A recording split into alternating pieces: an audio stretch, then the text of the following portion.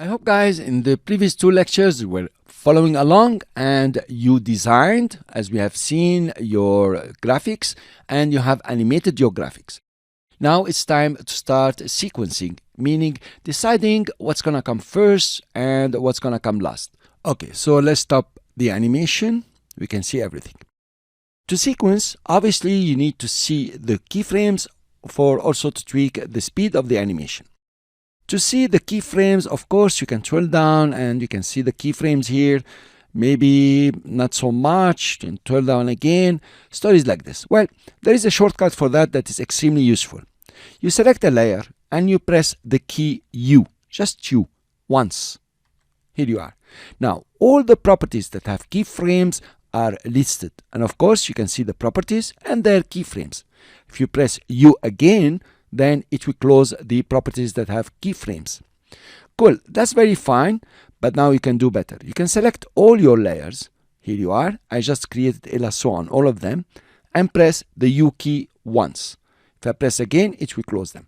So U to see all the properties that have keyframes, and subsequently you will see the keyframes, of course.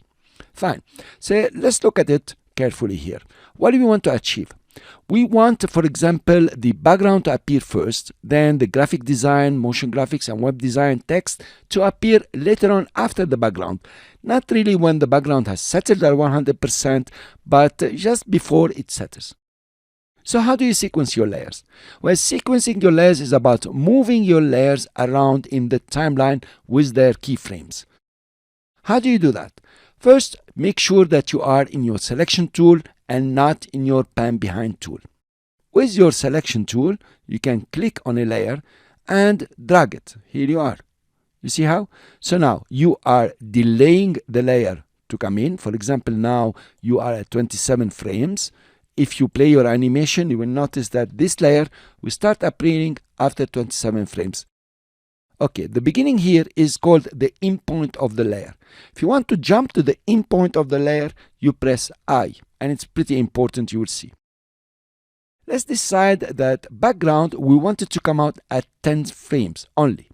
To do that, you can start clicking on the timeline indicator and taking it to 10 frames, for example, or simply come over here, type 10, and it's much easier, it jumps to 10 frames.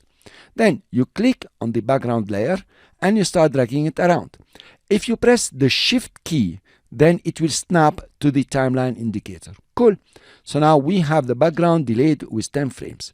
That's not bad. Let's try now to sequence the web design, motion, and graphics. Let's say we want them to come at 20 frames. Here I'm at 20 frames. I can select one and start dragging it, or I can press shift, select all of them, or maybe one by one, like this, pressing Control or Command on the Mac, and click and drag. When I get to the timeline indicator or nearby, I press Shift, they snap. Pretty cool. Let's look at our animation now. Very nice. Well, a bit nice, but now I have a slight problem here before I go on. This animation here is too slow. How about if you make it speedier? Well, there is one way to do it, is to start moving the keyframes around. The best way is to reduce the distance in between keyframes. This is the visual distance. For example, you click on one keyframe and you get it near. So you notice web design now is appearing or scaling up much before the rest. Here the animation is speedier. Here the animation has been delayed. Cool. Let's get it back here and let's select all our keyframes. To select all the keyframes, the visible one at least, you click and drag and create a lasso. Notice this is selecting 2 keyframes, for example, and all of them. Then you can click on one of them and decide to make it slow or speedy. Let's make it speedy, just over here. You can work with timing now and decide exactly I want them at 10 frames. Let's go to the in point. I press I and I want to go plus 10 frames. So I will write plus 10 frames, as simple as this, and the time indicator will jump plus 10 frames from where it was. Then let's select the keyframes again and go nearby the timeline indicator, press shift, it will snap. Let's look at our animation now. You notice they became a bit speedier. Okay, more speed will be even nicer. You see how I'm tweaking it? Very easy. Fine. Well, this is beautiful, but not that beautiful. How about if we sequence more?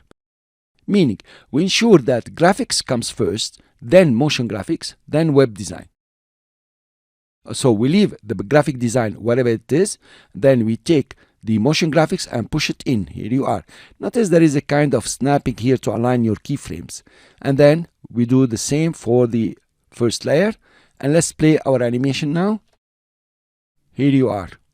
Actually, it became a very nice animation.